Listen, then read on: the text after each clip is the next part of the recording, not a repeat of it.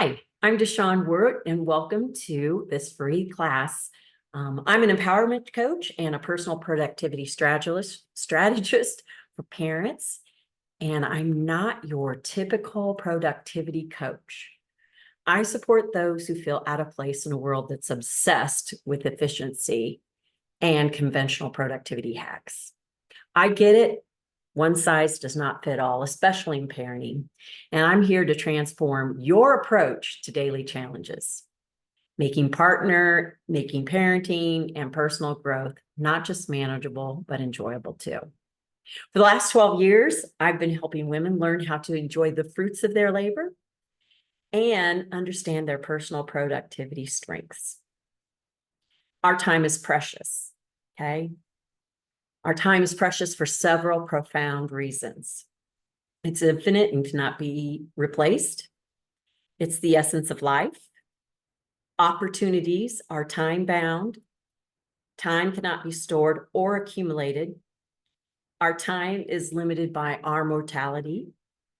Time lost can never be regained. It shapes our legacy. And time is precious because all those reasons. And I'd be curious, if I was with you, I'd be asking which one of those would sound interesting to you. What would be the most compelling reason time is important and precious to you? Making the most of time, though, and the limited time we're given becomes paramount in fulfilling our life goals that are and gets us to our potential. So learning to use our time wisely is the ultimate form of prioritization that matters most. And that's what we're here to talk about in that 4-week class on Mom 360. But today, I'm just going to share an exercise to get you aware of how you use your precious time. And for this exercise, you're going to need a pen and paper, and you're going to need to get comfortable.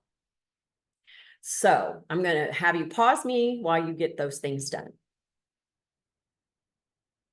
Okay, if you're coming back, you should have a pen and pencil. And for this exercise, you're going to need to close your eyes and mentally walk through your day from yesterday when you woke up until you maybe felt your head hit the pillow. And as you have your eyes closed, you're having your eyes closed right now, you're replaying the events of the day in your mind. I want you to make a mental note, all the calls you made, lunches packed, jobs, errands you ran, any activity, no matter how small. I want you to see it in your mind's eye, what you did yesterday, starting with the morning, going all the way to the end of the day. Okay. Now,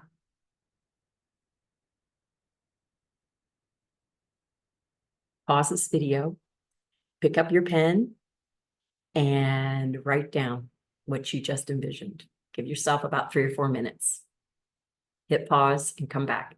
See what we do next. Okay. Hopefully you've been writing for 3 to 4 minutes, all the many things down. And if it took more than 4 minutes, I knew it. But for the exercise here, I gave us a time limit of 4 minutes. So welcome back. I want you to go through that list, top to bottom, okay? Now, look at each item, and next to those items or tasks or jobs or errands you ran, put a C if it was for your children. Children. Look through that whole list again. Now with the filter of your significant other, write an S next to those items done for your significant other. All right, if you're a working mom, you may have worked much of the day. You may have been out of the house. Put a W next to all those work-related activities. All right, and for our stay-at-home moms, an H for those household items that are never done. Okay. Feel like I'm going through this a little fast, and you may pause this at any time, but this last one, I want you to really look at. I want you to star with a big fat star, any list that you did purely for you your self-care, pleasure, maybe a personal project, maybe you have a side hustle, or maybe you want to pick up your an instrument that you love to play. Maybe there's health and wellness you've yet to get into your schedule. Okay. So you've got C's and W's and H's and S's, and hopefully there's at least one star on there. But what jumps out at you? When you look at that, you know, count up the stuff. Whose needs are getting the bulk of your time? And how many self-care or passion projects for you, just you personally and alone, did you start for yourself? The point of this exercise is to notice where your time is flowing and to start to raise awareness about how your time is used.